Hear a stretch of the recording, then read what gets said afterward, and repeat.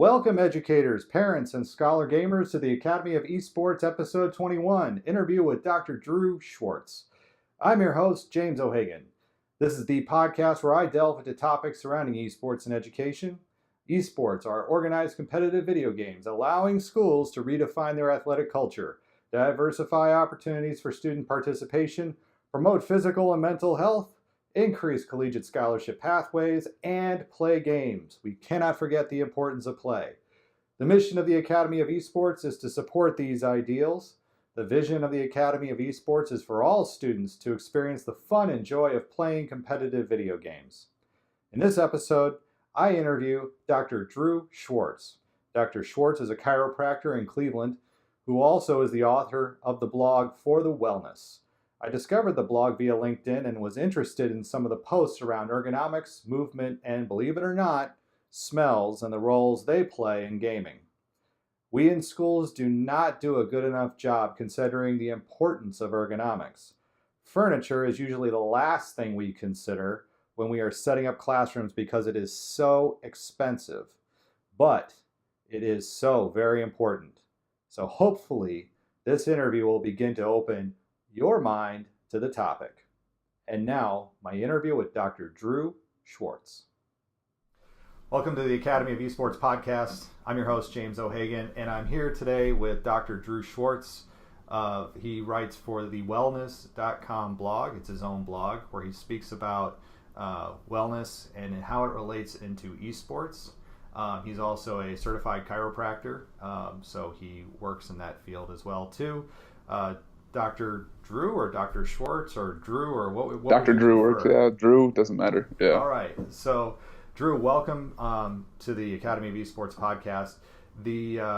I came across your work recently through LinkedIn, and I started to read through some of your things, and I was really impressed by the holistic approach that you take to esports.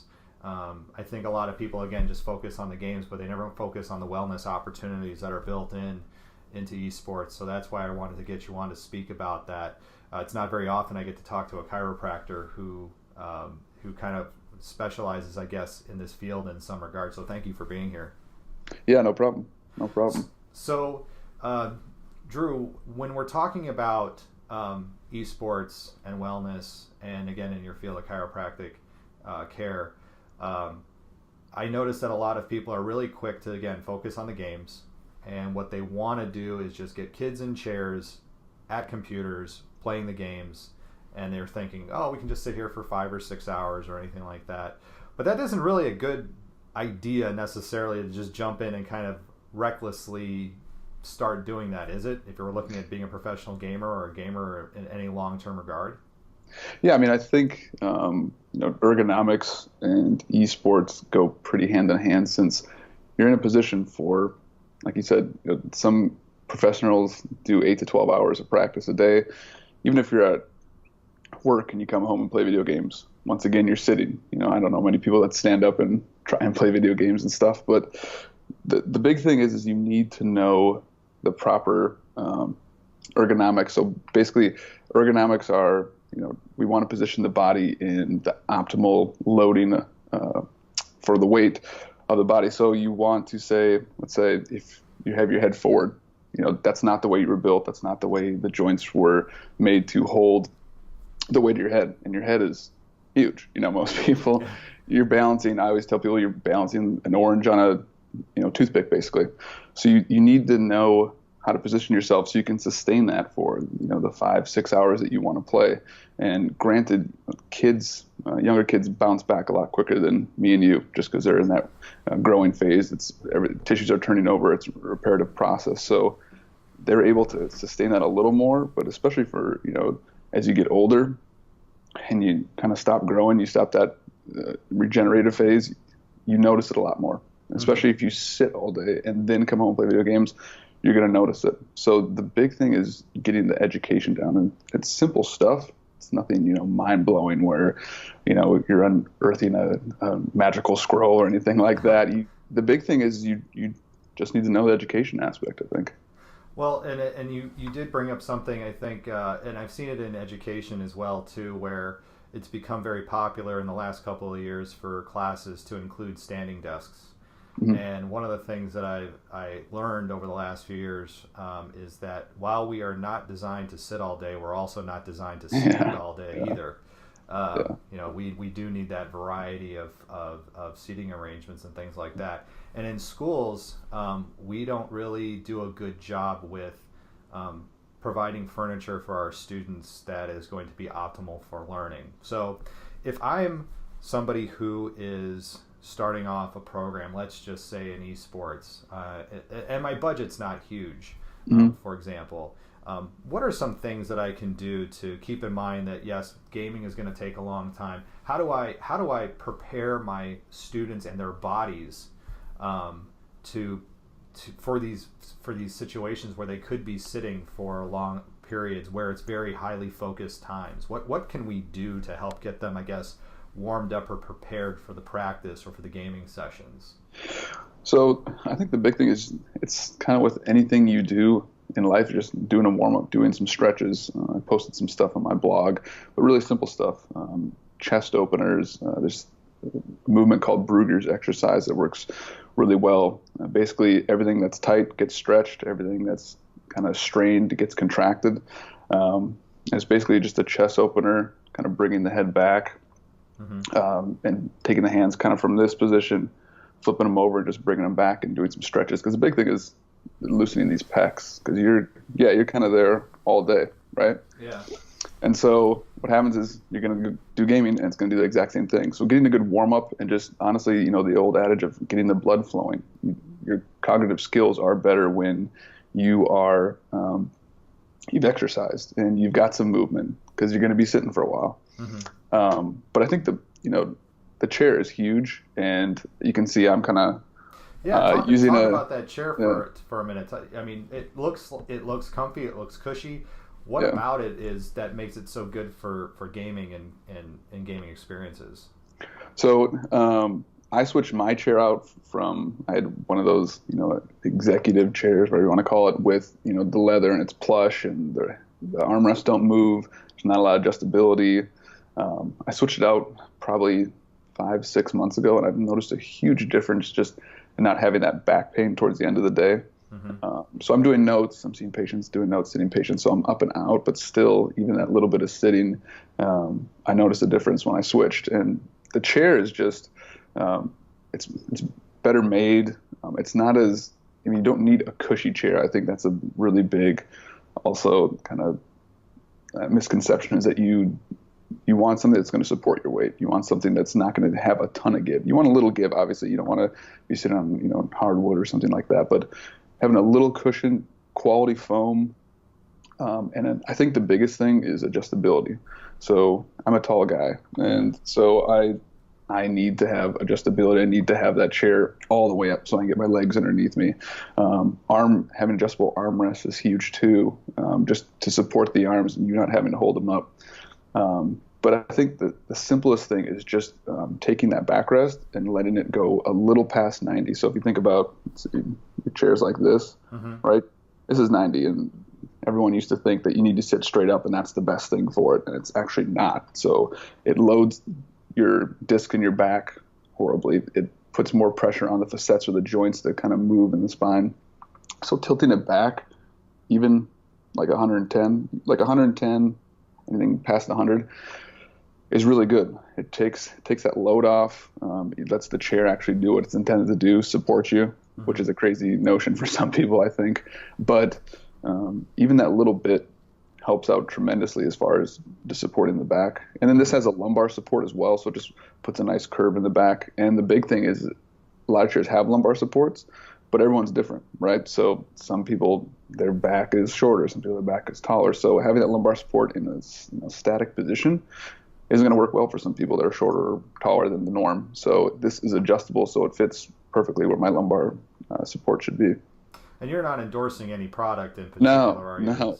This is awesome. Just from your professional perspective, right? It'd be awesome if DX Racer sponsored me, but no. I have a DX Racer. I think Secret Labs does a lot of good things as well.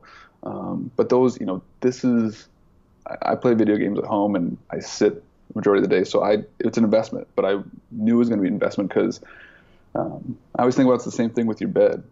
That's a huge investment, and people don't spend money on a bed, but your third of your life's in it. If you're sitting all day, a third of your life is there too. So it's a huge investment if you're sitting for extended periods of time. I think it's a great investment, and it's an investment in your health, which you can never lose on. So now, again, I'm a school district that maybe has limited means, limited resources. An experience that I had too wasn't just chairs. I had to build a lab once that had accessibility for kids from kindergarten all the way through high school. Now, if you can imagine a kindergartner versus a high school student, you've got some interesting things there. So we're not just talking about the height of the chair per se, but also the height of the table. So in my experience, one of the things I've done is because if you have a regular standard table, a kindergartner is going to be sitting up here, and while they may be level with the table or a computer, their feet could be dangling. And I'll tell you, there's nothing funnier than seeing a bunch of kindergartners sitting in what look like office chairs, and they're just kind of spinning because they're pushing off the table or whatever. So one of the things that I did too in the past was we actually used tables that were designed for people who are in wheelchairs that could be raised and lowered. So it was kind of nice too to be able to have a lab. If people are thinking about how do we rethink this, you can think too of a table and how you can raise and lower a table so that those office chairs, if that's what you have and that's all you've got, an investment that could be is that you can lower the office chair, you can lower the table as the child's feet are on the ground, they're not spinning in space, and then of course you can raise it up for when the bigger kids get there, or even like I said, turn it potentially into a standing desk. Again, we're not designed to stand all day, we're also not designed to sit all day. So from your experience of being a chiropractor, have you worked much with gamers, or what in your professional career have you seen as far as trends right now as people are getting more into gaming, taking gaming more seriously, sitting for long periods of time? What are some of the things that you're starting to see as far as, I guess, potential injuries or even pain points of people? And what can we do to fix those? Yeah, so I recently just reached out to a couple universities around me to see if I could get in contact with those guys and see if I could help them in any way. Very recent, so I haven't heard anything back yet. But as far as the esports, it's slowly growing around here, but I think the vast majority is out in California. With a lot of the pro scene is out there. So I haven't worked a ton with gaming, but in chiropractic school, all my friends play video games. So we all had similar horrible posture when we were playing. So what I usually see, and it's kind of the same thing with desk workers as well, is you see a lot of hand and elbow injuries as far as people, feeling like carpal tunnel-like syndrome, or getting that numbness, a lot of neck pain, a lot of low back pain, just from improper chairs, improper station setup, improper mouse. It goes on and on because, a lot of the stuff that's designed in an office is for the average person, or if you're tall, if you're short, if you have shorter arms, like if you vary outside of that at all, it's really not made for you, and you need to have it kind of made for you or adjustable to you so you can function better. Because when you function better with ergonomics, one, you feel better, and when you feel better, it increases your productivity. It decreases your stress. You're able to, like I said, just work better because you're not having that nagging pain. And I think a lot of people, especially in the office field, think it kind of comes to the territory. Like, I know I sit all day, so I should have back pain, but no, you shouldn't. It should be kind of tailored to you. And I think there's so many just little tweaks you can make to have a big impact. So a really simple one is raising your screen up. So if you have a monitor, you want to make sure that your eyes are about the upper 1/3 of it. So if you're not able, to have like a stand or one of the very desk things, which you've probably seen where you can go sit to stand, simple thing is just throwing some textbooks or throwing some big books underneath that monitor, raising up to eye level. And even that little bit, you'll notice reduced headaches, reduced neck pain. I had a patient here that, they weren't working at an office, but they were working at a fast food place.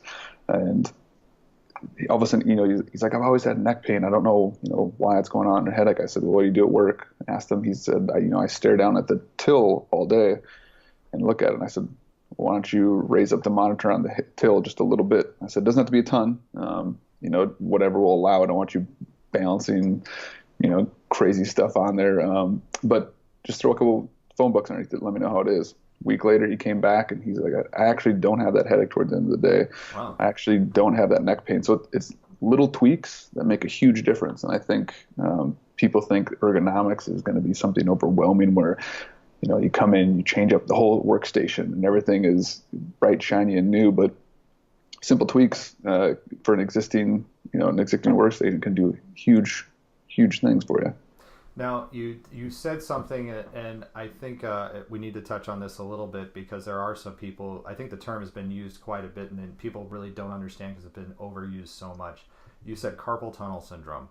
Mm-hmm. There's some people who may think they know what that is, but now that we have a doctor here, chiropractic care, can you just define what exactly is carpal tunnel, and then what can we do to strengthen or prepare, or because it's one of those things where I worry, and I don't know if we're seeing this primarily, if we're starting to see this with kids or not, but we don't want to start seeing this with kids. So mm-hmm. What is carpal tunnel syndrome, and how do you defend against it or try to keep it from happening, prevent it? So carpal tunnel syndrome is basically an impingement somewhere kind of through the hand coming through here when the nerve comes through the carpal tunnel, right?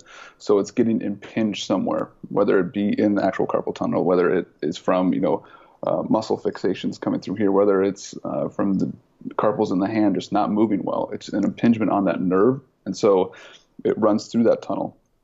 And as we use our hand all day, it obviously needs blood flow, it needs nutrients, it needs basically stuff to work, right? Mm-hmm. So what happens is when you use it that much, the blood vessels are sending blood through there, and the first thing that usually get compromised is the nerve, because the nerve doesn't have any tiny musculature or smooth muscle running through it. It's just kind of the first thing that always goes. So when you have it in a horrible position like this, or you have it in a compromised position, it's the first thing that goes. So you get that pins and needles, you get that tingling.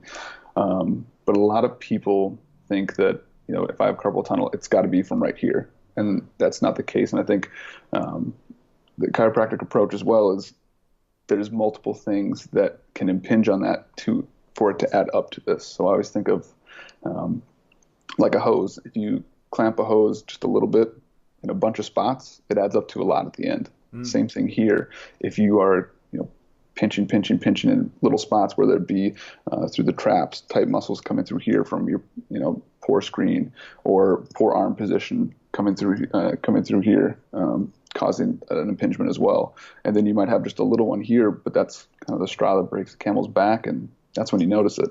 But you need to address kind of the whole travel point of the nerve, because if you don't, and you just try and fix it here, you're not going to notice it.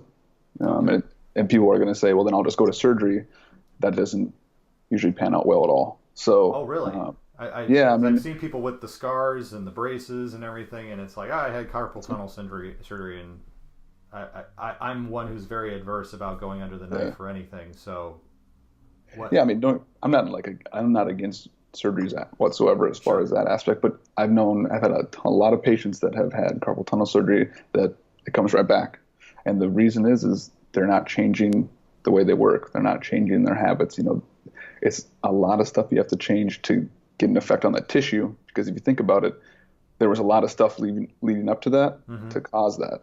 So there's got to be a lot of stuff to kind of bring back in order to help it.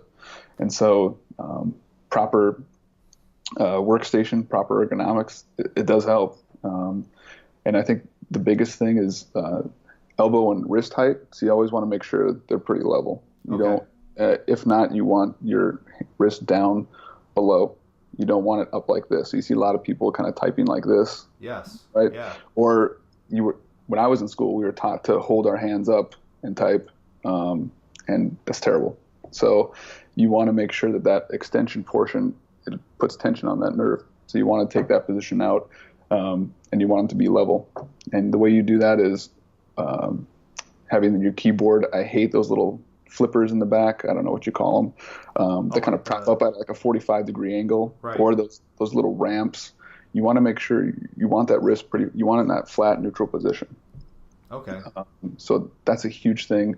I just recently posted on LinkedIn. There's a company called Digma. They do ergonomic. Granted, it's a gaming keyboard, but you can connect them and make it a regular keyboard. Because a lot of gaming, it's one hand on the left half of the keyboard and then the mouse. Okay. So you don't really need that whole keyboard. And when you have that whole keyboard in between you and the mouse, it puts your hand in a compromised position, kind of that deviation from center. So you want to make sure that that's a key thing, is not having that deviation. So you want it flat, and then you don't want it deviating out towards that pinky, which we usually do. That's interesting. I just you look behind me here, and I'm trying to slide out of the way for a second. I just set up a new system here. I see that Razer mouse. What's that? I see your Razer mouse. Oh, yes, I do have a Razer mouse, yes. Razer keyboard as well, too. And actually, I debated whether or not this was going to be of value. This is my wrist guard. But I noticed, too, when I got the keyboard, how high it is even right here. This is a mechanical keyboard meant to be used for gaming. And when I started using a mechanical keyboard, first of all, they're noisy. But the other thing is I noticed, and I don't know if this is something that maybe you can speak of, but it feels like I have to push harder than I would with another keyboard. But these seem to be the ones that are very popular in the gaming culture because I think because it's got that tactile feel and that tactile response. I wrote a little article on that, but you do have to push harder for those mechanicals. Most of the keyboards that come standard are they're called membrane keyboards, so they protect against us being idiots and spilling or doing something like that. But the mechanical is really nice. I've tried a couple. It just feels better because you're clicking that button. So I play a lot of League of Legends. So when you hit a button, you want to make sure I press that, or yes, I want that command to go through. So I think the mechanical keyboards are huge. It's the go-to for gaming, and it's pretty satisfying to press too. But when you're, those, like I said, those little movements add up to something big, and those mechanicals can do a number on some people. Yeah. I can't wait until I have my first angry email I have to type, because I think I'm going to come in here and use my mechanical keyboard. Because it's just going to feel so satisfying to pound on the keyboard when I have to do that. So let's say, again, I am just getting started. All right. What would you suggest that, let's say, outside of, obviously you need the computer. Okay. Let's say the computer is there, and I have an opportunity to then purchase some items to outfit my space. Chairs, mice. I even saw, but before I get into the rest of the question, I saw you did a post about a vertical mouse even. Oh, yeah. Is that the one you actually use? So I use that for doing my patient notes, most of my office stuff. But for gaming, I have it here. I just got a Corsair. Okay.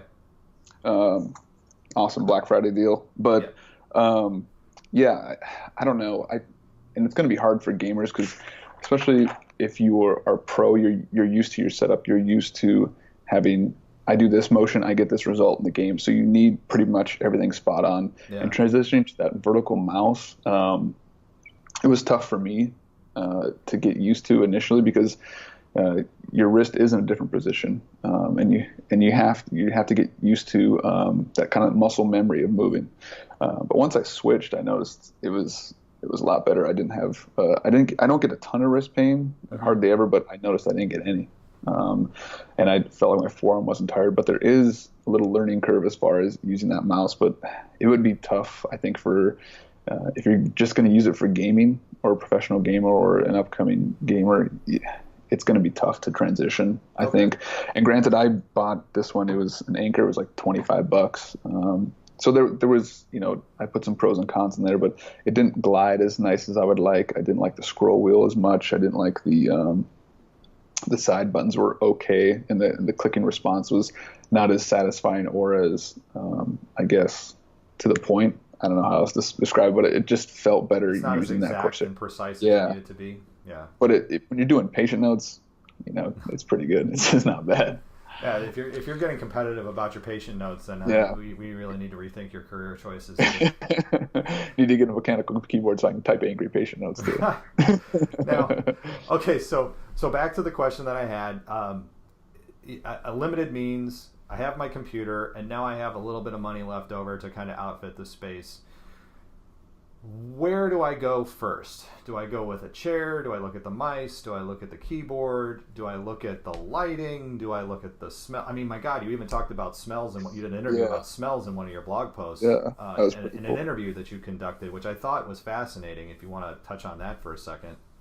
Yeah, so I did. I was reading one of the ergonomic textbooks that obviously aren't page turners by any stretch of the imagination, but it's really good information. So I was reading in there, and they had a study about peppermint essential oil had shown to increase cognitive function. So I thought, well, that pairs well with esports because it's very cognitive, obviously. Yes. So I did some more research, found a bunch of other articles. Peppermint was one of the big ones that a lot of studies were done. But I bought a diffuser. I tried it. I was like, I'm pretty skeptic, so I was like, all right, let's see if this actually works. But I think even if it just is the smell and it makes you happier to smell pleasant smells, I think that's a huge bonus. But towards the end of the day, when I'm doing my patient notes, I have noticed that I'm able to concentrate just a little better. I'm able to, withstand the pain of doing patient notes a little longer. Mm-hmm. So I have noticed a difference. And like I said, it's not going to be something where it's like my IQ was raised 100 points because I smelled peppermint oil, or I went from being a terrible gamer to now I'm a pro, but you do notice a difference and you do feel better. And like I've touched on before, when you feel better, you play better and you work better. So it's amazing what just a smell can trigger and change your mood and make you perform just a little bit better. I do know, though, in my experience working with kids over 20 years, that there are some, I will say the vast majority of kids will probably go, oh, I love that smell. And then there's going to be those couple of kids that we also have to think of, too, who are very sensitive to smells. Or may not find peppermint to be pleasant. I'm one of those people who actually enjoys the smell of gasoline, cut grass, and skunks. So I will agree on two of those three. Skunk, not so much, but I do like the smell of gas and fresh cut grass. It's pretty good. Yeah. So there's going to be some variety there, but all right. So if I've got back to my question, I know we keep diverting, but if I've got these few things that I can get, where should I look first?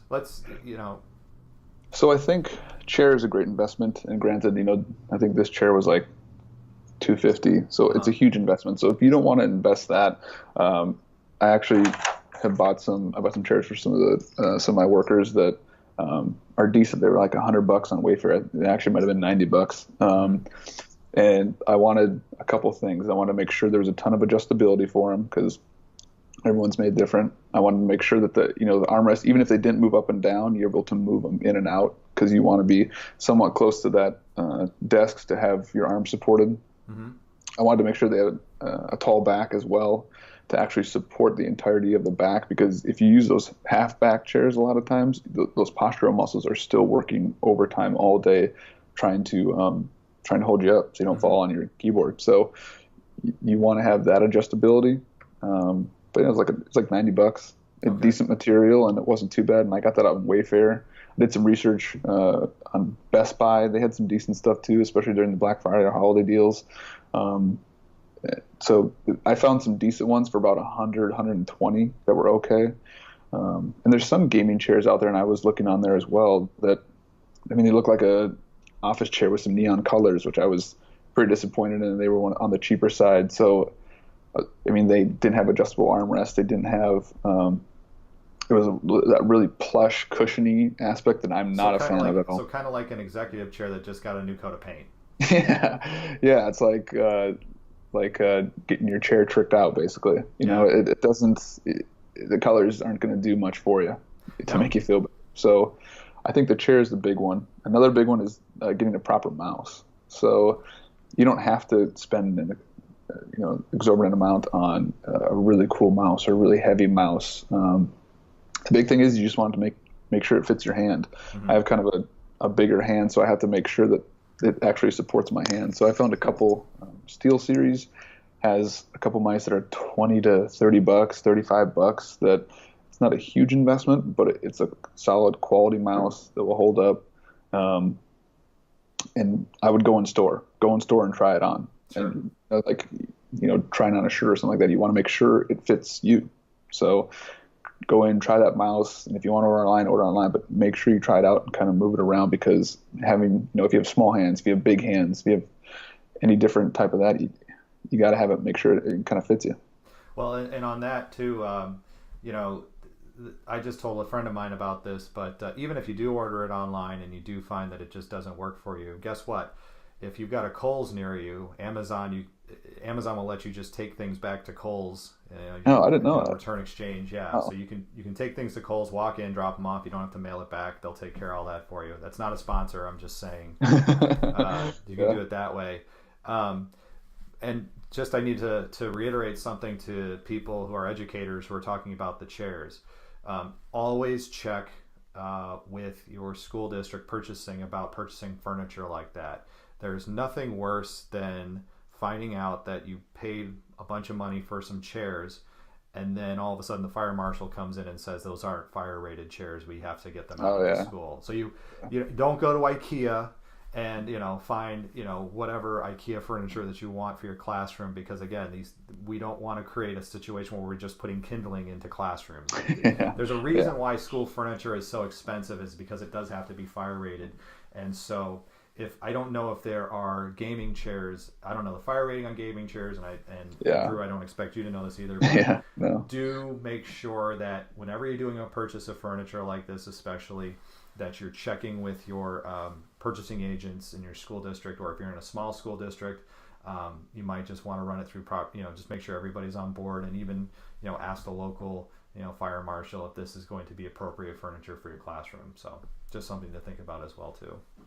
Because yes, we do want our kids to feel comfortable and be able to not have to go see a chiropractor. Sorry, we don't want to put you out of business. We don't want our kids to have to go see chiropractors at age 15, 16 years old from gaming related posture problems. So yeah, and I think an easy investment for a lot of people is just the education aspect, just teaching them how to do it, because there's been multiple studies where they have a control group, they have a group where they give an ergonomic chair, and they have a group where they do the ergonomic chair and they do some training. Mm-hmm. And while the ergonomic chair helps a little bit, the ergonomic chair coupled with the education shows a vast improvement. So you can have the nicest ergonomic chair in the world, but if you're setting it up horribly, if you have it over 90 degrees, if you're resting your elbows improperly, it's not going to do much. So simple thing is just education, and that can knock out a ton of the problems, even if you don't want to upgrade to that chair. Just look, I don't have the means to get this $250 chair, but I can read online and I can kind of say, I know what I need to change. I can make simple improvements. And in a lot of my posts, I do like simple improvements that I can say, like, you can do this. It'll save you money. You can do this. It's not going to cost as much. But if you have questions, just always ask me or ask a professional. Mm-hmm. But the education aspect, I think, is a really easy investment. It's just basically a time investment that you'll notice a huge difference, that you don't have to spend a ton on a chair, or if you want to get an expensive mouse, or desks that move up and down, stuff like that. It's just a really simple time investment. And the other thing too is, I know that in schools we have a tendency to want kids to sit still. It's important to remember that body's in motion or brain's in motion too. So you talked about even getting up and moving around. It's important to take those breaks to move around, that you don't lock yourself into a position of status for extended periods of time, or else again, even if myself, I have a tendency to rock, or even if I can, I'll tilt back in a chair. I've worked with students who fidget in their chairs. They'll spin, they'll make movements, and we'll just say, "Would you sit there still?" And it's like, that's when bodies are moving, brains are moving at the same time. That means that there's blood flowing and oxygen getting places, and so for some people, they need that sensory, that stimulus. So and I think it's good, gaming. So like some games will last longer, like a League of Legends games will last, those will go 20, 30 minutes. And some games like Fortnite games are a little less. I think they're like 5 or 10 minutes. Oh, for me, it's like 3 minutes. Yeah. So the thing is that, when you're done with that game, take a little break, stand up, do some quick stretches. I mean, you can Google quick office stretches or, stuff I can do, you can do between games, and you'll notice a huge difference. You feel better. Mm-hmm. And, like you said, you get that blood flowing and you'll play a little better. You're not going to get a victory royale every game if you do a stretch, but you'll notice that, hey, I feel a little better. I feel like my brain's functioning a little better because I'm moving. And right. When you're moving, when your body's moving, you're happy, and the happier you perform better in all aspects. So, Dr. Drew Schwartz, can you give us the pitch for your blog posts? Are you doing a podcast or anything like that, or no? Where's your clinic located? So, I've been featured on. This will be my second podcast. So, nice. I was a little nervous on my first one. This one, obviously, you still got to get the jitters out and stuff. But yeah, so I am based in Cleveland. We do a lot of chiropractic work, obviously rehab. I'm the only doctor in here, owner. It's called Shaker Boulevard Rehab Group. I've been here in this office since 2012. Okay. And then my blog I started probably April of this year, mm-hmm. and I wanted to kind of meld the two. Or I enjoy doing chiropractic. I enjoy helping people, but I also love the esports world and playing video games, stuff like that. So I wanted to mold the two. And when I noticed there wasn't a ton of people doing that, I just started writing. And writing when I first started, and still, it's not one of my strong suits. Mm-hmm. But I think getting out the message and talking is probably my stronger suit as far as, not as much writing. But you can find me on For the Wellness blog. I wanted to do a play on words on For the Win, which most gamers will know what it means. But so the blog, I'm in Cleveland, done a couple podcasts, and I do a lot of posting on LinkedIn and on Instagram. I try and post every other day, every day if I can. It's got a picture, a little tip, something like that, or it might just be a picture of my Red Dead Redemption character or something like that. But I usually try and post every other day if I can. So those are my two main platforms. What's your Instagram profile name? For the Wellness blog. So it's nothing Perfect. Really cool, but gets to the point, I guess. All right.